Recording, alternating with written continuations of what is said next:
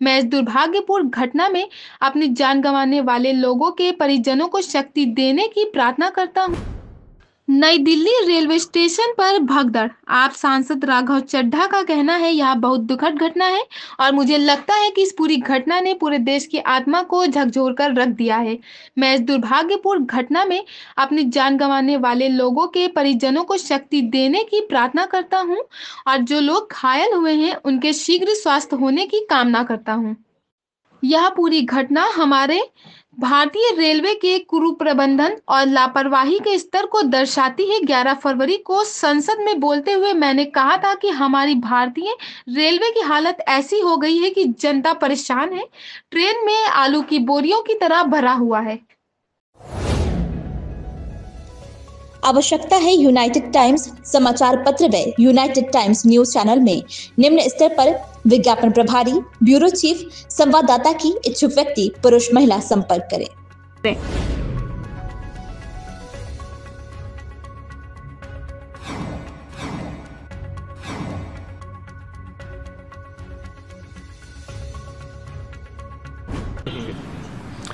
देखिए, नई Delhi railway station पर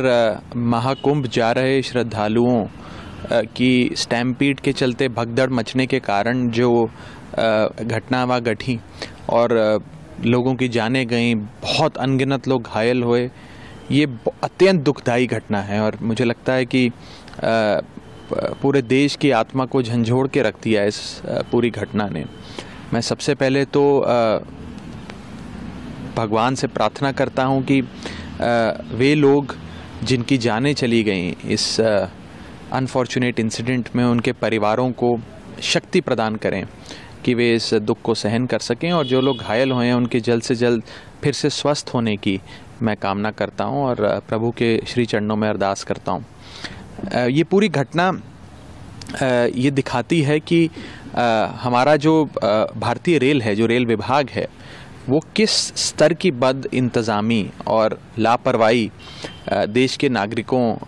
को सौंप रहा है, दे रहा है, किस प्रकार की लापरवाह सुविधा लोगों को दी जा रही है। मैंने 11 फरवरी को अभी जो बजट सत्र पार्लियामेंट का चल रहा है उसमें इस विषय पर बात रखते हुए ये कहा था कि हमारे भारतीय रेल की स्थिति कुछ इस प्रकार हो गई है कि जनता को आलू की बोरियों की तरह ट्रेन में ठूस के लाद के भेजा जाता है और कहीं ट्रेन में शौचालय में भी अगर बैठने की जगह, आपको खड़े होने की जगह मिल जाती है तो यात्री अपने आप को भाग्यशाली समझता है और हमारे इस देश का भोला भाला आदमी को भेड़ बकरियों की तरह ही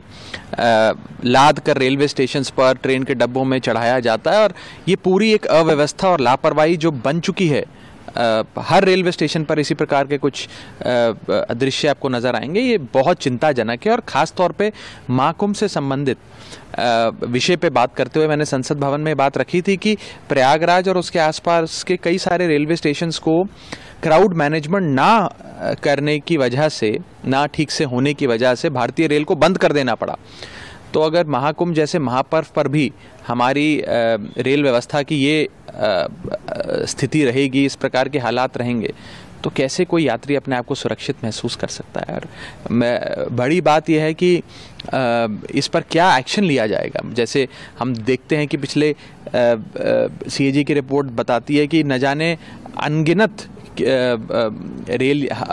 एक्सीडेंट्स देश भर में देखने को मिलते हैं। औसतन हर महीने एक नई रेल दुर्घटना की खबर देशवासियों को मिलती है। तो उसमें कितनी अकाउंटेबिलिटी फिक्स करी जाती है, कितनी रिस्पॉन्सिबिलिटी फिक्स करी जाती है, किसके खिलाफ एक्शन लिया जाता है इस लापरवाही और बद इंतज़ामी के चलते। तो इन सारे विषयों पर मुझे लगता है कि सरकार को गंभीरता से सोचना चाहिए, कार्रवाई करनी चाहिए और जो ये घटना घटी है, परमात्मा उन परिवारों को शक्ति दे, साहस दे और सरकार कम से कम अब ये सुनिश्चित करे कि इस प्रकार की कोई भी घटना देश भर में ना घटे। हाँ सर, 10 लाख के कंपनी